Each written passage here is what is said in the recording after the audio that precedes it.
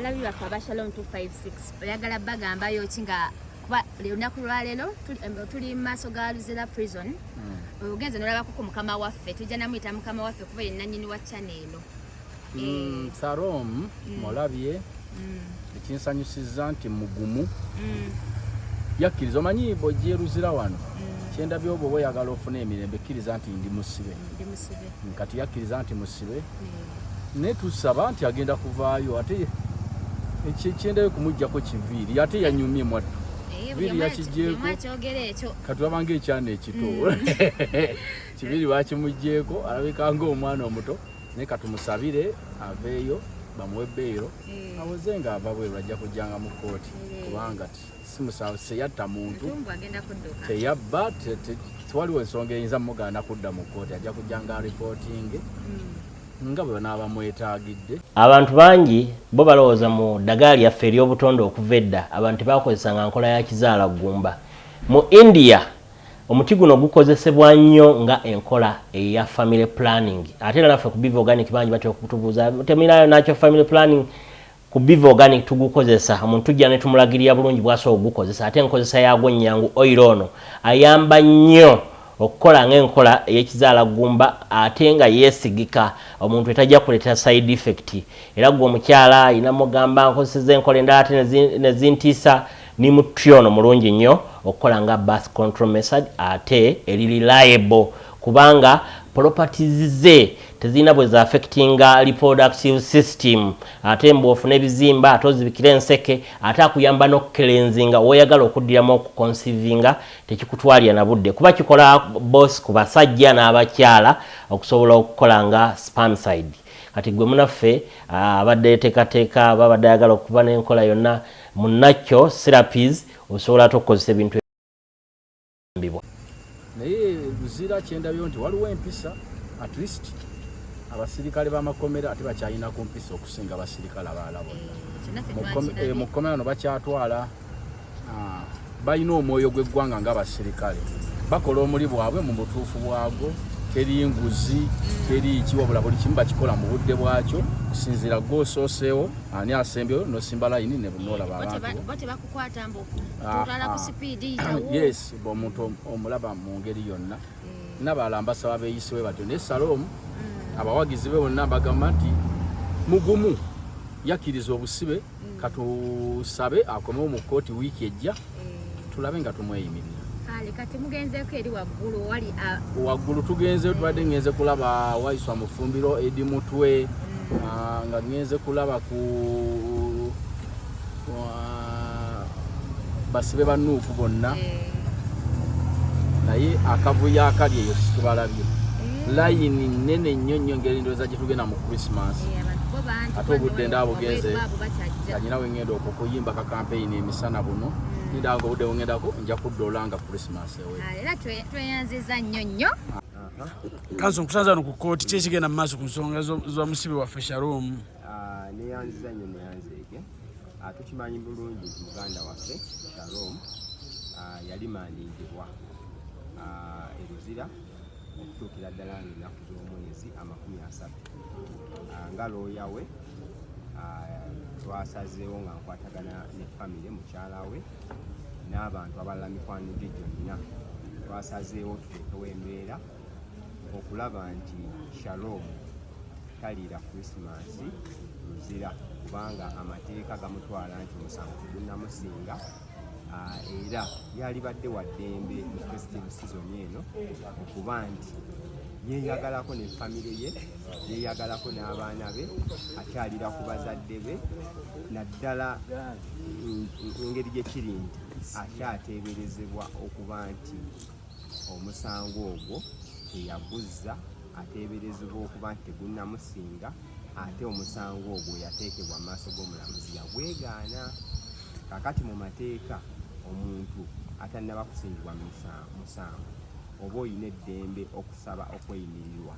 omusango ogwo guba tegukuggiddwako naye n'obeera ng'oweebwa omukisa n'eddembe okuba nti owoza omusango ogwo ng'ova bweru kakati twateekamu okusaba eri omulamuzi nti ebbanga eryo gye yali awadde ebbanga eryo lyali ddene nga tumusaba abeere wa kisa akkirize Shalom addizibwe mu muddo obw'amangu obutali nga 3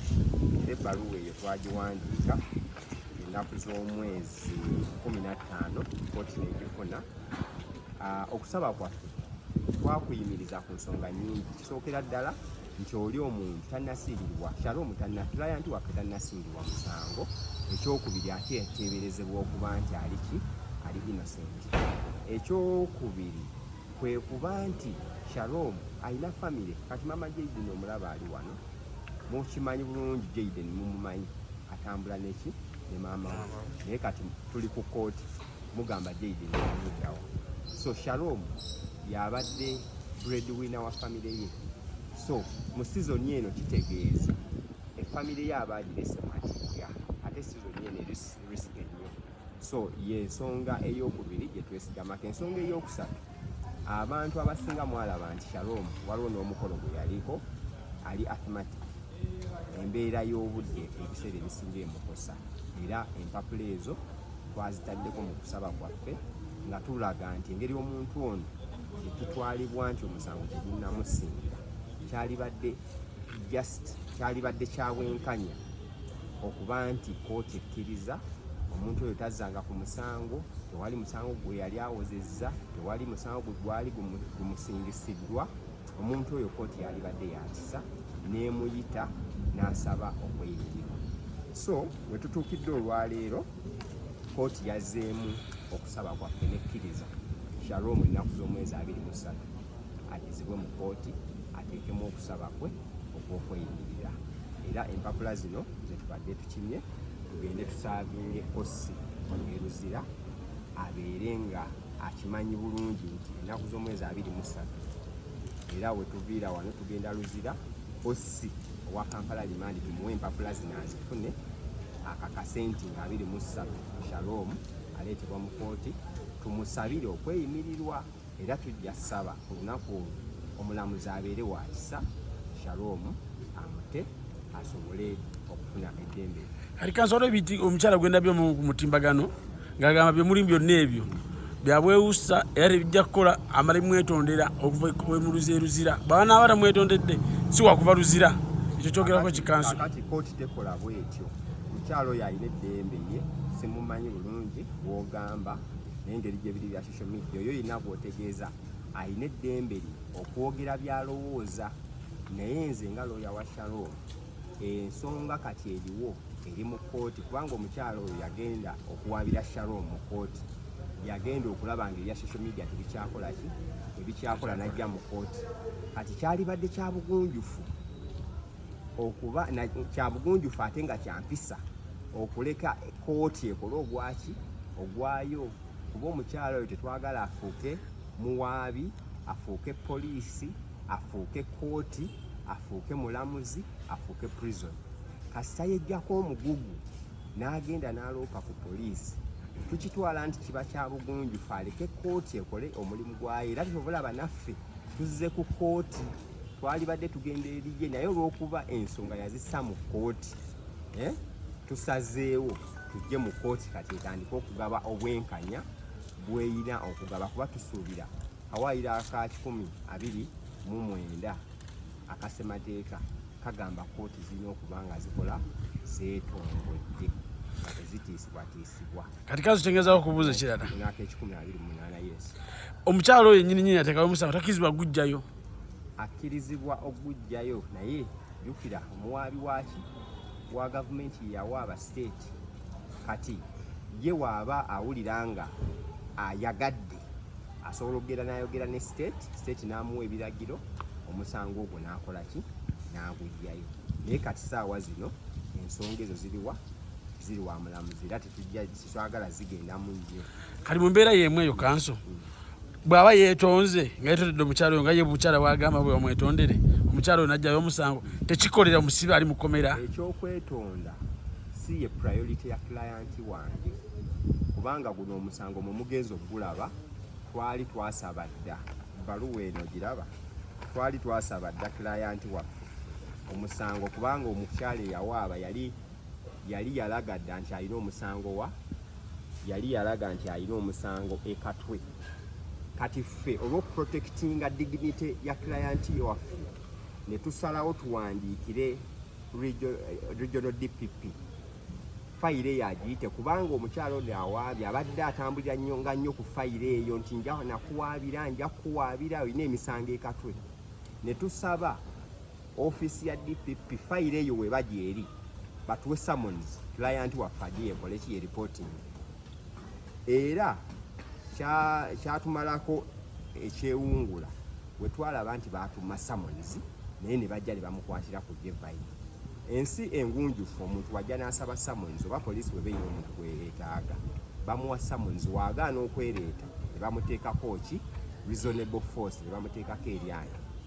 naye kati wano nagenda ku poliisi ekatwe ne mbagamba tuwulira mu luvuuvuumo nti client waffe alina emisango tusaba mutuwe summons ajje ye reporting tebaazituwa bwe bataazituwa ne tusalawo kasita twafuna eteeberezebwa okuba fayiro ne tuwandiikira DPP ne tumugamba fayiro eyo oba gyeri tusaba mutuwandiikire client waffe ajja akole ki yeeyogereko yennyonnyoleko embeera eriwo yonna twali twagyeteekerateekera era twali tumanyi ejja kukola ki kubeerawo era twali tumanyi ejja kutuuka tugiyitemu era eggwe so kati ebyavaamu byali byakusheminga nga baagala bakwate Shalom mu ngeri etali ya kitiibwa naye nayo lyayitawo nakyo kyaggwa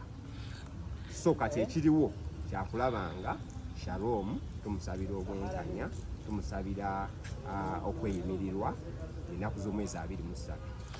kanso mugenzeko eruzira ne mulaba ku musibe ali mu mbeera ki batugambe yazirika aliye bamujja bujja omusibe ennaku 2 nga bakamala omulimandi nga nagenda ne mulaba ekisookera ddala okwongera okukakasa oba nkyayina instruction ebiragiro ebyokumuwolereza ekyokubiri kwe kulaba embeera gye yalimu kubanga ajjukira yagenda alina kanula nga muki nga mulwadde of course embeera yamuyisa bubi naye olw'embeera ya kooti kubanga ekyamulimandingisa obutamuzza mu wiiki eno gye tugenda okuba emabega kuba olunaku lwaleero nga kooti woziraba tewali bantu kooti abalamuzi bagenze mu conference onfuna bulungi olunaku lwa ejjo babadde mu conference kati kooti yali teyinawo budde mu wiiki eno kati nga wiiki ejja olunaku oluliwo kooti lwesobola okukola lwanga 23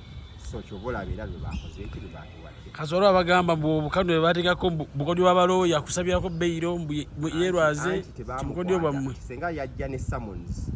nga yajja batuwadde summons nga tweteeseteese naye bamusanga akola mirimu gye kati akyogera ayinza okuba naye yeki yenjogera yendowooza ye ate nga tetusobola kukola ki kumuvunaana olw'ensonga endowooza y'omuntu yonna erina okukola ki okuweebwa ekitiibwa kati kaso waliwo n'ensonga ezaalo zitwatula amawulire ez'emmotoka ye yatomera abantu emmotoka nedduka ye bagikutte bagitadde katwe ne mukozesa olukujjukujju ne mugijjayo katwe ku poliisi olukujjukujju simanyi kyoyita lukujjukujju kubanga olukujjukujju mu mateeka kibeera kwefuula kyotali n'okola ekintu ki oba si ekyo n'okola ekimenya amateeka n'oyisaawo by'oyagala kazi emmotoka majjayo mu mateeka anti ku poliisi tosobola kgenda n'okolera lukujjukujju kubanga poliisi yaffe bw'eba ekola emirimu nga yeetongole erina abantu abakugu abasobola okusunsula ebintu byonna by'obeera obagamba kati emmotoka eyo ekisooka teyakwatibwa onfuna bulungi emmotoka yakuumibwa ku poliisi olw'ensonga abafere abaali bagenza okukwata Shalom abaali bamunoonye ekisooka baali tebalina buyinza mukwata baali bakozesezza excess powers you understand tukiyita ultravirousness nti tovunaanizibwa kukola kintu n'ogenda n'okikola si be baali balina okukola ki okukwata ekyokubiri tewali fayiro kubanga wotunuulira reference njiyina ey'omusango ku reference tekwaliko fayiro namba onfuna bulungi ekyokubiri twagenda ekatwe eraga nkapapula reference nga reference teriiyo onfuna bulungi kitegeeza abasirikale abapapotinga okuba abasirikale abantu abeefuula okuba abasirikale be bagenda okukwata Shalom onfuna bulungi kati olw'okuba tebamusanga mu mmotoka ne baagala okufunza drive eyalimu baagala okukwata drive eyalimu driver bambi mu kutya okungi abantu bano baali tebali mu uniform tebeeyanjulira muntu gwe basanze mu mmotoka driver n'adduka era emmotoka eyo yalekebwamu ebisumuluzo kati mu communicatinga na poliisi eyali awo poliisi nekwata emmotoka eyali abandoned negitwala ku poliisi. Now emmotoka we yagenda ku poliisi kubanga wongamba olukujjukujju omusango gwe baali bavunaana ne guno gwe tuliko guli related ku computer misuse, you understand? Ne guli ogwali gugenda omukwasa abantu abali beeyita abapoliisi guli related ku computer misuse, emmotoka ejjiramuwa ebyemmotoka tewali we bikwatagana kubanga emmotoka si computer. So kati emmotoka we baagiteeka ku poliisi baali poliisi yeetaaga omuntu okakasa ani nannyiniyo. Kazi motoka bagamba bya yatomera nedduka yali ku musago ayita Durand. Anti bagamba nze kati oyogera na munnamateeka ffe tetugenda na bagamba tukola bankugambye twali twagala tutegeere fayiro ya accident, fayiro related to traffic, fayiro related ku ki tewali fayiro kati bagamba ndi mumujjawo era kyobula emmotoka twagifuna kubanga ebakubanga erina omusango tebaali gituwadde kyobula banjagala ojjewo ekyolukujjukujju. Poliisi kati nkugamba ekituufu kye twakola yali yeetaaga kumanya emmotoka gye babandonize yaani omutuufu aleete logbook oba aleete endagaano. Kaakati emmotoka eyo yo teyalina logbook nyiniyo ate teyalina ndagaano wabula yalina kye bayita gift deed. Bawo omuntu nannyiniyo baawe yali yagimugabira emmotoka eyo. Kitegeeza ati emmotoka eyo yali ya Shalom ya mukyala wa Shalom era ebiwandiiko poliisi kasa yabisunsula n'ebiraba nga bituufu. Omukyala poliisi negamba tesobola kuwa mmotoka eyo Shalom eyina giwaani omukyala naye omukyala yali bize of course netwala ennaku nga 2 okumufuna okujja okulaba ng'akolaki yeyanjula akole ne statement emmotoka eyo lwaki yali abandoned yali yagiwaani ne driver yali yeetaagisa okujja awe statement oba ddala ye yagirimu afterwards emmotoka bagiwaani nyiniyo kyekyo kye tuyita due diligence. Poliisi yali erina okukakasa ni gwe erina okukolaki okuwemmotoka. Yes. So ebya simanyi nze nagibawa poliisi yankubira essimu ne mbawa emmotoka mboozi zaki za Arsenal na Man. Kati Mama Jayden mbeera ki gy'olimu gye twagala nawe otutangazeemu egenda mu maaso ssaawa eno oli mu mbeera ki? Demugumu kyekiriwo ati mutambulira ne kanso n'abalala abatuyamba bitasobola kwogera gye bali banjingi banne ba Shalom bonna bakola nabo akantu gye bali emabega bakola nabo kyekisoboka yetwagala ne kanso atukiikirire babe ekikolebwa kubanga Shalom avaayo. Banne bakola nabo ndoza behind the camera tubadde tunabalabako nnyo ku kooti nabo batambula gye basobola kati abo balaba nti ku kooti looya kasita bansinga n'enkola n'embadiza lipooti baba bakozi kuba abantu bangi eggwanga lyonna liri concerned about Shalom lyonna era abasinga bamusabira abalala bamucontributingidde Mama Jayden baluwa bamuwa bamutwalireyo enkoko mu kkomera gy'ali kwegamba embeera nga bwekugambye twali twagyetegekera. Kitegeeza Mama Jayden tulina akaseera ketunosondayokko era waliwo n'ebigambo ebigamba nti simanyi kooti basabye ssente biki ebitaliiko bujulizi. Ffe kooti tukozesa amateeka gakuwa right okusaba production warrant tetwetaaga kati olw'okuba oba osucceedize ne production warrant waliwo ayagala okukyambala nti production warrant yaffe olw'okuba waliwo probability okututa ayagala alowooze nti ye yagenda okukola ki okusonyiwa Shalom. Kazi tugendeko mu nsonga eyo gyoyogeddeko gyetunyaga mutangazeemukko ebintu bino ebya ssente mbiwuliddeko timuli mu kusonda ssente omusajja aveeyo omusajja avuma abantu nitalina myale n'ekikumi kati ssente musonda nsonde. Omusango oguli criminal kooti yeyina obuyinza ng'osaba beyiro kooti yeyina obuyinza okusalawo okuteera ku kakalu kaayo kakalu nga kabwereere oba nga kasente that is cash bill or non-cash. Kaakati kooti tetunnawulira awulira olina ayogera ku bya ssente kooti tennatuula kugamba nti Shalom tumutadde naye asasuleyo akasente bwe kati akabeeru. Kaakati kitegeeza ayogera ku bya ssente abeera ayogera ensonga enkyamu otegera so tewali era ne mukyala waali wano yejjo nalabye ng'agamba abantu nti client waffe yagambye teyeetaaga kusonderwa ssente maybe nga baasonze akasente bagende bamulabeko kubanga ebyo republic bibeerawo bagende bamukyalireko ekitegeeza ebyogero ebyokumusondera ssente tebiriyo mbuza okumusijjayo anti nga ojjayo ki nga tuzisasulawa kooti wenaaba emaze okusalawo nti asasuleyo akasente singa enaaba esiimye omuta ofuna bulungi then ezo sente tujja zitegera tumanye nti zezino eza zaakiri esaawa zino zaaki ekitegeeza ku nnaku z'omwezi 23 musuubire ajja kujja kuba production warrant yiino wano yiino era saagala kwogera production warrant kooti emaze okukiwunga kale kanso tuyanziza nnyo byonna twetaaze obirawo okumanya era tujja kukima kusanga otubuliramu ebigenda mu maaso wano ku Shalom 256 kanso nga ggwe ozenga loofamuyo eyiyo nga ggwe oba mulina abalala muli mukolagana nabo nze looya wa Shalom era abadde akola emirimu gye nze looya wa famire ye so naye ku musango guno olw'okuba gwa attractinze concern mu public nina balooya nga 8 bonna bankubidde baagala kujjako nga 23 kulaba nti tuteekawo embeera bonna era nga nsuubira